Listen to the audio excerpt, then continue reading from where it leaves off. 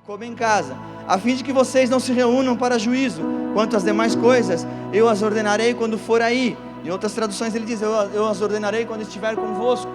Paulo estava planejando uma viagem à igreja de Corinto, mas eu quero focar com você nessa introdução, no começo dessa mensagem, nessa noite, em algo que não tem muita semelhança, aqui no começo do texto, com aquilo que eu e você fazemos aos segundos domingos de cada mês, há 12 meses por ano, eu e você participamos de uma ceia. E por que a igreja de Corinto estava comendo demais e se embebedando, se aqui na igreja AME a gente dá um pãozinho muito pequeno, amém? E um copinho de suco de uva. Então o que está acontecendo aqui? O que está acontecendo aqui é que a Páscoa, a ceia, ela foi criada lá em Êxodo 12. E nós vamos entender lá em Êxodo 12, não é o foco dessa mensagem nessa noite, mas tem a ver com essa introdução de Paulo. Eles tinham a ceia instituída antiga, do modelo do Antigo Testamento. E lá em Judas 12, nós vamos ter uma outra compreensão, que antes de cear, eles se reuniam na igreja, para fazer como seria para nós aqui uma janta. E a ideia daquela janta, daquela reunião, era a festa do amor, ou festa do ágape, do Antigo Testamento, veja bem, era que os mais abastados, os mais ricos, levassem alimento a mais, bebida a mais, para que os mais pobres, os menos abastados, pudessem comer. Então a igreja compartilharia do alimento.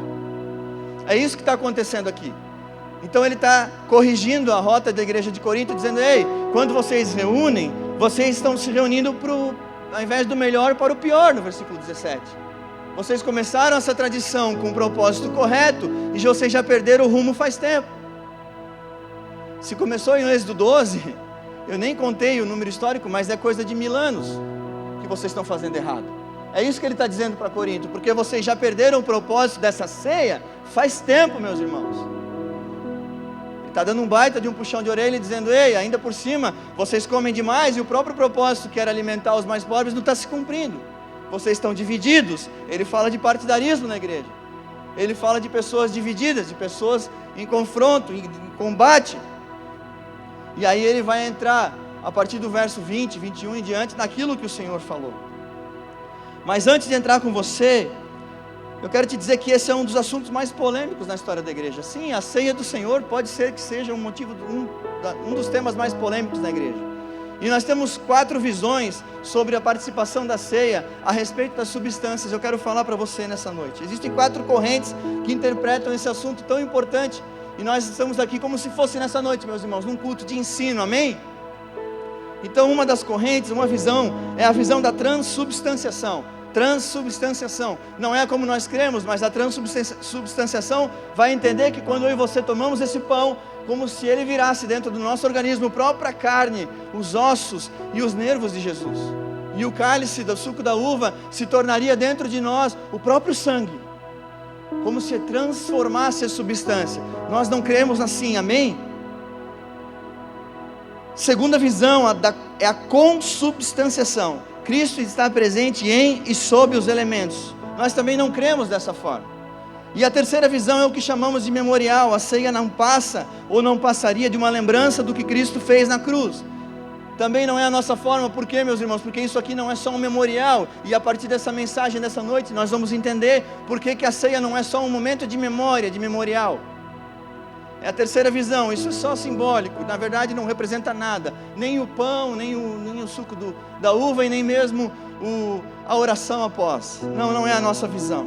E a quarta visão, aí sim, é a ceia, um meio de graça, um instrumento de edificação espiritual dado à igreja. Sim, através da participação da ceia, as substâncias não acontecem nada dentro de nós, exatamente a gente sente o gosto de um pão descendo e de um suco de uva apenas descendo, mas através delas sim, nós somos transformados, nós somos reconectados com o Pai, os nossos pecados são perdoados, e nós vamos entender na sequência do capítulo que ao participar da ceia do Senhor, há perdão, há misericórdia, há reconciliação através da ceia do Senhor.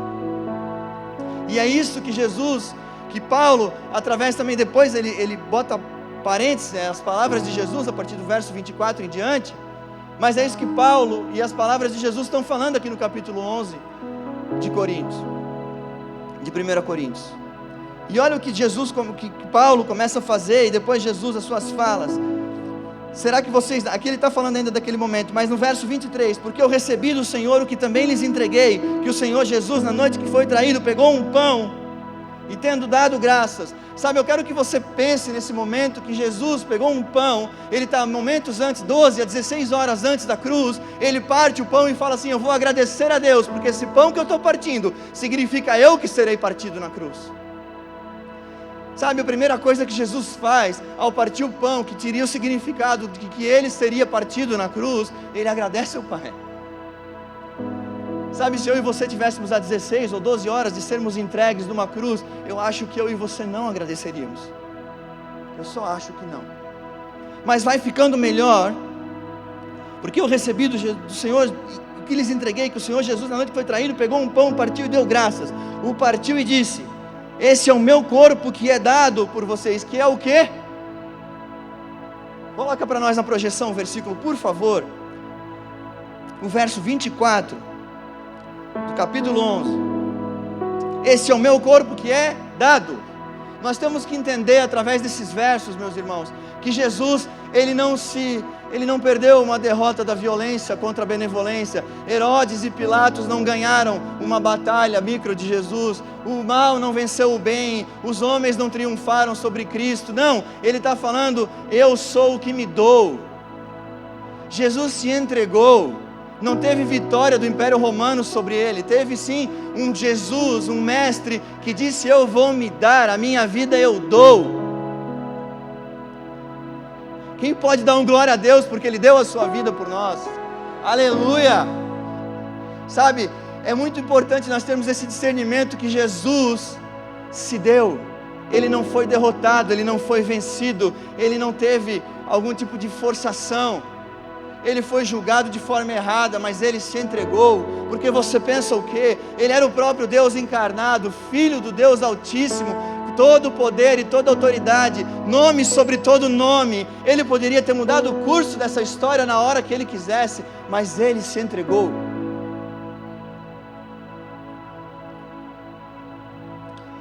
O partiu e disse, esse é o meu corpo que é dado por vocês, façam isto em memória de mim. Do mesmo modo, depois da ceia, pegou também o cálice, dizendo, este cálice é a nova aliança no meu sangue. Ele está aqui, antes mesmo de virar as páginas, ele está dizendo assim, ei, o antigo e o novo está se fazendo, este cálice, o meu sangue representa a nova aliança. O ritual, na cultura judaica e na cultura oriental, o ritual do sangue, não existia nenhuma aliança mais forte, mais profunda, que não fosse uma aliança de sangue. Então ele também está batendo aqui para os religiosos, ei, vocês têm dificuldade de ouvir que eu sou filho de Deus? Vocês têm dificuldade de ouvir que eu sou o Salvador, que eu não sou o rei que desceria do céu em carruagens de ouro, que eu vim de uma manjedoura? Pega essa, agora vocês têm que fazer pacto de sangue para estar comigo. O maior nível de intimidade de um ritual de aliança era um pacto de sangue, era o cálice da aliança. Aqui, há dois momentos aqui, é um monumento entre que da primeira vinda de Cristo e um anúncio da segunda vinda. Aqui dentro desse momento histórico, o monumento da primeira vinda e a promessa da segunda vinda. Ele está dizendo, esse é o cálice da nova aliança. O que já tinha para acontecer primeiro já aconteceu. Eu aqui vim, eu cumpri o propósito, eu vou me entregar, eu estou me dando por vocês, eu ressuscitarei, e ainda eu digo para vocês que após a nova aliança terei a segunda vinda. E a promessa da segunda vinda é o privilégio que eu e você estamos vivendo esse dia 11 de fevereiro de 2024, e nós estarmos aqui, e Jesus ser acessível ao meu e ao teu coração. Jesus é disponível para mim e para você. No nosso tempo o Espírito Santo habita dentro de nós. Nós não temos mais que fazer sacrifícios como em Êxodo 12, nós não temos que mais matar cordeiros, pastor Fernando, porque o Cordeiro de Deus entregou a sua vida por mim e por você. Ele foi cordeiro em nosso lugar. O meu e o seu lugar, meus irmãos, era naquela cruz. O meu e o seu lugar era naquela cruz, pregado ao madeiro. E Ele foi para aquele lugar para fazer uma nova aliança, um novo pacto, para que nós pudéssemos ter acesso à salvação, à paternidade celestial, à descendência divina. É isso que eu e você temos disponível através de Jesus e através dessa ceia.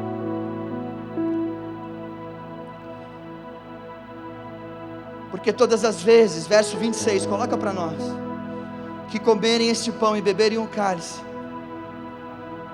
vocês anunciam a morte do Senhor até que Ele venha.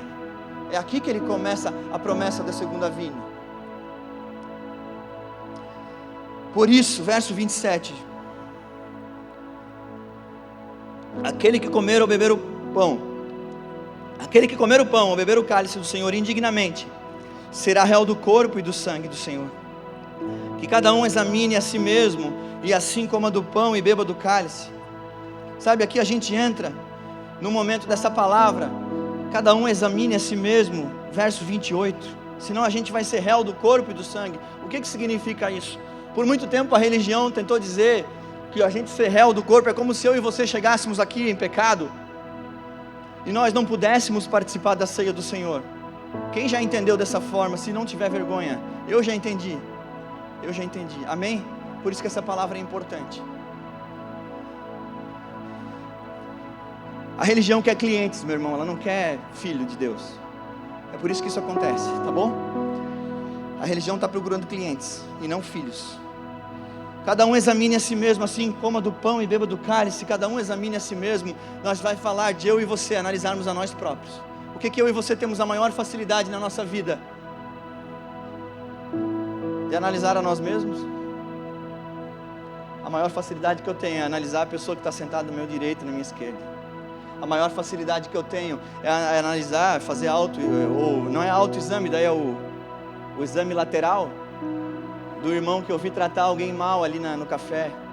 Eu vi 30 segundos da vida dele e eu agora taxei ele e julguei ele como mal educado, e agora ele vai ser sempre mal educado dentro da minha cabeça, e quando eu ver ele virar o copinho da ceia, eu vou dizer, ó, pecador,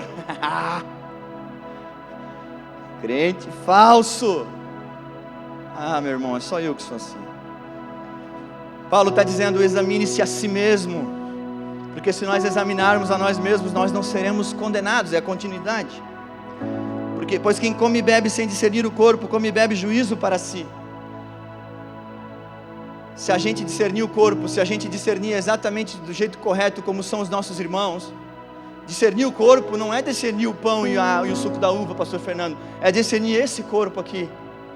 Ei, eu sou o que aqui? Eu sou o dedo minguinho do corpo de Cristo? Não me interessa o que eu sou no corpo. Eu sei que eu quero honrar, eu quero respeitar, eu quero ensinar, eu quero aprender, eu quero ouvir o testemunho do outro, eu quero crescer, eu quero olhar para o corpo e dizer, ei, o que eu tenho que aprender com as outras partes do corpo? O meu irmão errou lá no café, eu vou chegar, meu irmão, vamos conversar à luz da Bíblia aqui?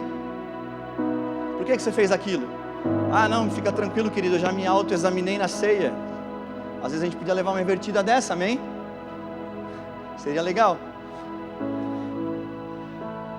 O autoexame é de nós mesmos. Nós temos a facilidade de colocar uma lupa na vida do outro. Por isso que fala, aquele que não vê o cisco no olho do irmão, mas não vê a trave no seu olho.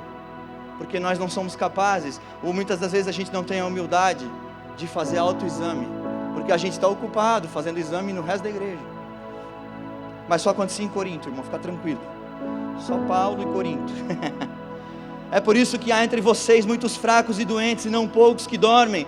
Fraco, doente e não poucos que dormem. Fraco espiritual, doente espiritual e que dorme espiritualmente. Porque se eu estou ocupado julgando meus irmãos, eu estou desocupado com a minha disciplina espiritual. Eu estou desocupado de me autoexaminar. Eu estou desocupado da minha Bíblia.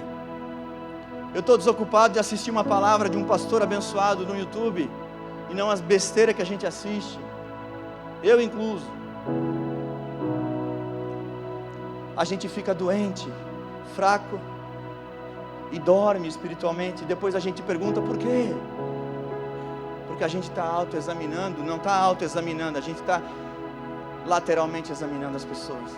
Nós estamos toda hora passando um raio-x gospel, de quem que se comporta mais gospel, e de quem que é menos gospel, e de quem que é mais gospel, de quem que flutua e quem que não flutua, quem que é o cantor, o ministro de louvor.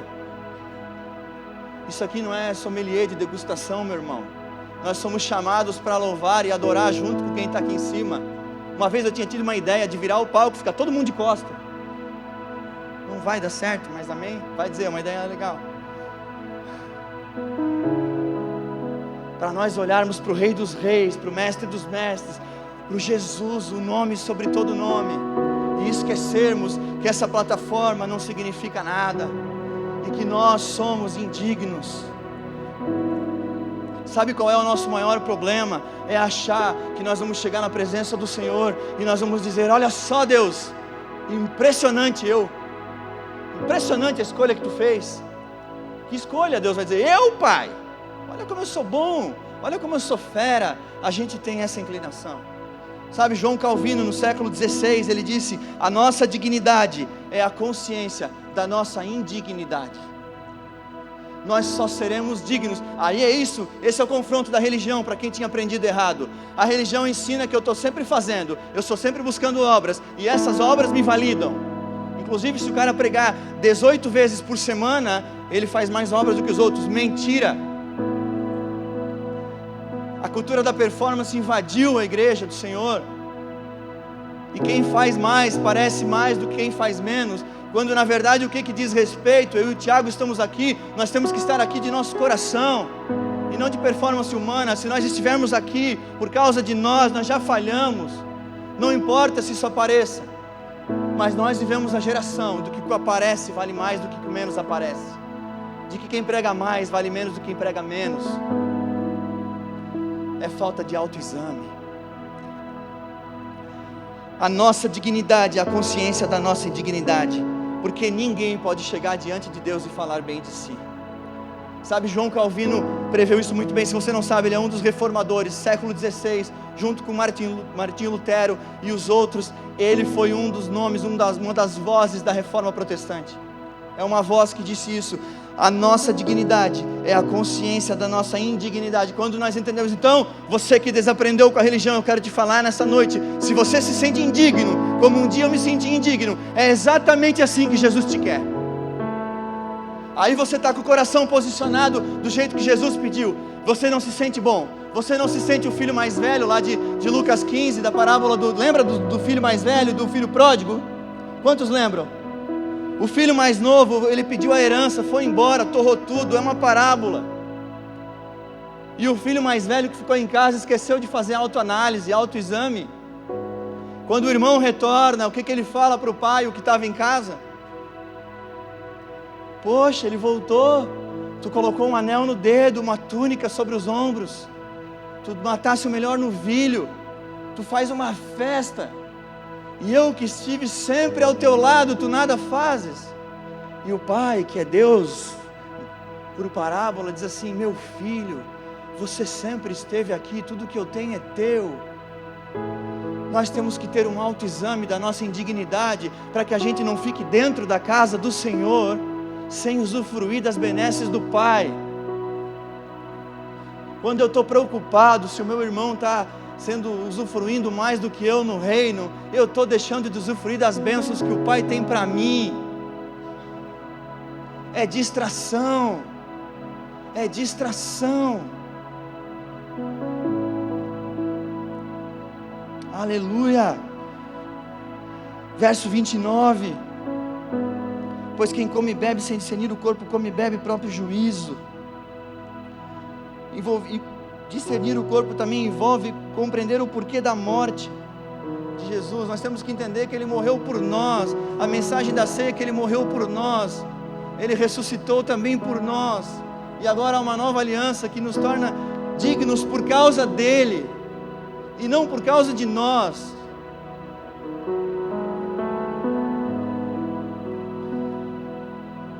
A ceia dos coríntios fazia acepção de pessoas, ela já tinha perdido o seu propósito.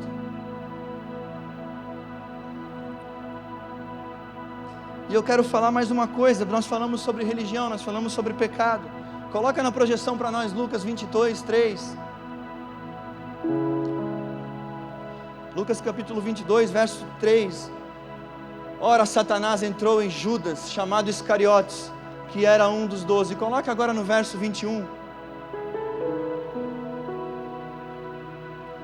Mas eis que a mão do traidor está comigo à mesa, disse Jesus. Sabe, se você se sente tão indigno quanto eu já me senti, quanto eu ainda me sinto, porque eu e você não somos dignos, eu quero te dizer que Jesus não tirou da mesa da ceia sequer Judas Iscariotes.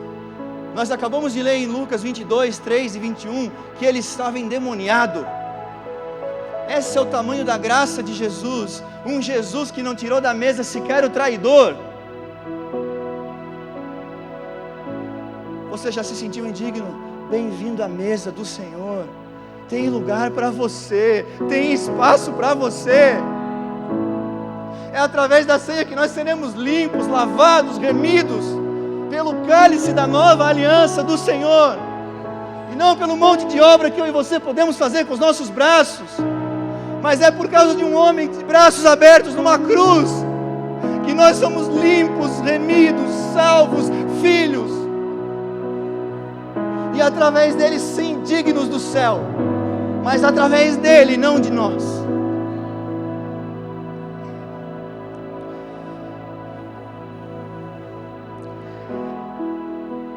Verso 31 do capítulo 11 de Coríntios, pode colocar para nós. Porque se julgássemos a nós mesmos, não seríamos julgados. Olha que interessante, é só julgar a nós mesmos que não vai ser julgado. Quem entendeu? Amém. É só julgar eu mesmo. Eu me julgo, irmão. Ah, como eu me julgo. Mas eu não me julgo mais com a lupa da religião. Eu me julgo com a realidade da cruz. Eu me julgo com a realidade da ceia do Senhor. Eu me julgo com a realidade da participação do pão e do suco da uva, do corpo e do sangue. Eu me julgo com essa lente. Essa lente sim, nela eu me julgo indigno, mas que por causa dele me tornei digno, por causa do esforço da cruz e não do esforço dos meus braços. Julgar a nós mesmos. Mas quando julgados, olha que interessante, quando julgados, verso 32, somos disciplinados pelo Senhor para não sermos condenados com o mundo. Então no momento do autoexame, eu e você vamos fazer isso essa noite, amém? O autoexame, à luz da palavra, à luz das escrituras, à luz desse ensino maravilhoso, nós vamos nos autoexaminar, e quem se autoexamina, verso 32, é disciplinado pelo Senhor. Você quer ser disciplinado por homens? Olha como isso é pequeno, olha como isso é raso, olha como isso não tem valor. Eu prefiro ser disciplinado pelo Senhor, amém? Amém? Eu já aconselhei jovens, eu conto esse testemunho. Um jovem, uma vez, eu expliquei isso para ele. Ele confessava o seu pecado no aconselhamento, a sua boca tremia, lágrimas caíam, ele tinha vergonha do seu pecado. E ele falava: pastor, como é que eu me livro dessa vergonha que eu carrego? E eu disse para ele: as lágrimas que estão nos teus olhos denunciam, elas confessam, elas escandalizam o teu arrependimento. E ele chorava muito forte na minha presença. Eu disse: meu irmão, você já está arrependido, e arrependido está. Jesus está conosco nessa mesa, Ele te recebe nessa noite, Ele te reconcilia nessa noite. Ele não está olhando. Sabe qual é o grande problema? O problema é quando nós não nos colocamos mais à disposição do autoexame, e nós não queremos mais ouvir a voz do Senhor para nos disciplinar, e aí a gente começa a caminhar, como eu caminhando com essa Bíblia no braço do braço, com o pecado já como uma muleta. E aí, pastor Fernando, se tirar a muleta, eu vou sentir falta, eu vou cair, mais do que eu já estou caído, porque eu estou precisando de uma muleta. A muleta agora é o pecado, e autoexaminar-me, Deus me livre. Inclusive, deixa eu pegar, não tem um cargo aí para examinar os irmãos? Autoexame, disciplina do Senhor, disciplinado pelo céu, arrependimento. Eu consigo só me lembrar da série Boas Novas. Arrependam-se, o reino dos céus está próximo. Ele é um motivo, Jesus Cristo é um motivo pelo qual nós somos dignos do céu. Nós somos dignos do céu, mas por causa de Cristo. É por causa de Cristo. Quando julgados, somos disciplinados pelo Senhor para não sermos condenados com o mundo. Verso 33, assim, meus irmãos, quando vocês se reúnem para comer, esperem uns pelos outros. Se alguém tem fome, que come em casa, a fim de que vocês não se reúnam para juízo. Que eu e você possamos entender que nós somos um rebanho de Deus nessa terra. Nós somos um rebanho de Deus nessa terra, amém? O bom pastor é Jesus Cristo. O bom pastor é Jesus Cristo. Ele é o nosso pastor e nós somos um rebanho dele. Nós não somos essas 4 paredes, nós não somos uma instituição, nós não somos um CNPJ, nós somos um rebanho do Senhor nessa terra. E eu e você estamos pregando o Evangelho, ouvindo a mensagem da cruz, ouvindo a ceia dele, que recebe do jeito que você está, mas depois que você entra para a filiação de Deus, você não permanece como está, porque agora você é filho grato, você entendeu tudo, você entendeu que você é digno através dele, e agora você quer representá-lo, você quer ser guiado pelas suas palavras, pelos seus preceitos, pela luz das Escrituras. O seu coração queima, arde por aquilo que Jesus queima, que são vidas e mais vidas para o reino do Senhor. Nessa noite eu quero te convidar a ficar de pé.